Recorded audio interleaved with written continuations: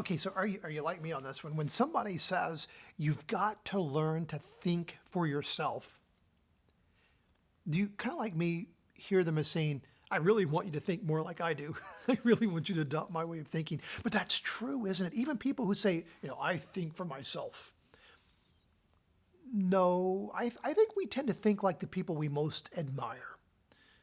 We learn stuff. I mean, I've got to admit that as much as I would like to realize that I've developed unique viewpoints from my life experiences, at the heart of everything I think, I start at the point of mom and dad and the things I learned from them. I start at the point of what I learned from the beautiful, wonderful people at the Columbus, Indiana Free Methodist Church that I grew up around, admired, and still seem like legendary giants in my mind because they loved me, they poured into me, and they formed who I am. So even though I find that I try to think for myself, I think like most of us, I tend to have a lot of defaults that go to the thinking like the people that I most admire.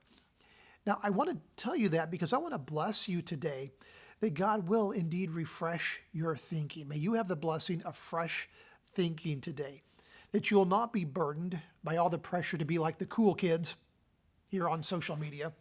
And these days, the kids on social media are in their 50s, but you'll not be pressured to be like the cool kids and think according to what you think they'll like. But may God just refresh your thinking and allow you to be able to think fresh thoughts, new thoughts, not burdened by the way other people who, even that you admire, think, although certainly your ability to think formed, right?